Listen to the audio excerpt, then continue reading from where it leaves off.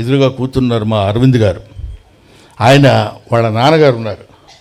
మాకు చిన్నప్పుడు మోగ మనసుల్లో వీళ్ళిద్దరు కాంబినేషన్ ఉండేది. ఇదిగా ఇటు పక్క రొయ్యలు, ఇటు పక్క కొరమైన చేపలు, ఇటు పక్క ఇవి వచ్చే నా వల్ల కాక అనేవాడు ఆయన.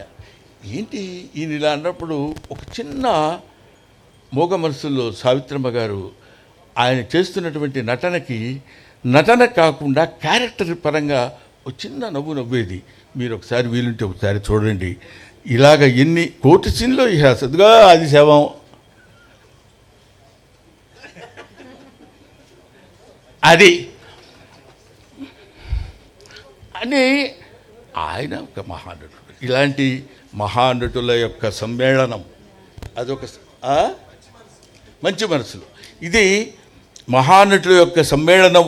ఆ రోజుల్లో ఎస్వి రంగారావు గారు, సూర్యకాంతమ్మ గారు, అల్లు రామలింగయ్య గారు, ఎన్టీ రామారావు గారు, నాగేశ్వరరావు గారు, ఎవరు కృష్ణరాజు గారు, శోభన్ బాబు గారు, ఇలాంటి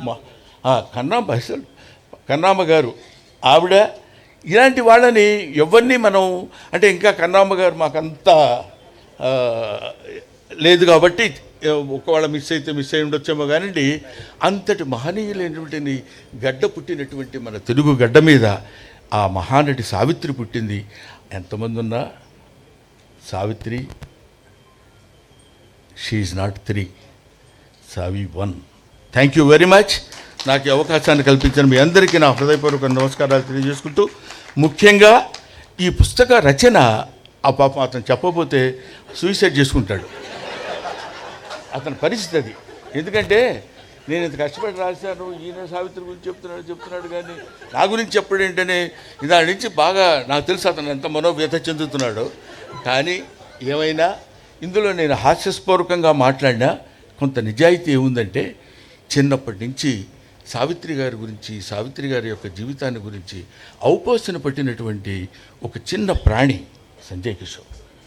నాకు నిజంగా అంత కమిటెడ్గా ఏదో చేసేద్దాం అని కాకుండా కమిటెడ్గా సావిత్రమ్మ అని ఎంతమందినో పిలిచేది. ఫోటో సెక్షన్ ఎగ్జిబిషన్స్ పెట్టి 15 కంటిన్యూస్ ఇయర్స్గా చేయటం అంటే నిజంగా అలాంటి వాళ్ళు ఉండబట్టే ఇలాంటి కొంతమంది నటులు బతుకుతున్నారా అన్న భావన అదంతా తయారు చేసుకొని వచ్చాడు కాబట్టి, మీలాంటి వాళ్ళ దగ్గరికి ఆ బుక్ తీసుకురాగలిగాడు కాబట్టి, ఆ పుస్తకం ఇంత ప్రచురణ పొందింది కాబట్టి, ఇంతమంది కొన్ని కోట్ల మంది మళ్ళీ ఒకసారి సావిత్రమ్మను మననం చేసుకోవడానికి అవకాశం కల్పించినటువంటి చిరంజీవి గారికి చేతులెత్తి నమస్కరిస్తూ, నువ్వు ప్రామిస్ చేస్తే నేను పిలుస్తాను, మైక్ దగ్గరికి రాకూడదు, నువ్వు రాకూడదు. Thank you very much. Thank you. ధన్యవాదాలండి. మరి అలాగే ఇప్పుడు కృష్ణయ్య గారిని మాట్లాడవలసిందిగా కోరుతున్నాము, కిమ్స్ హాస్పిటల్ అధినేత.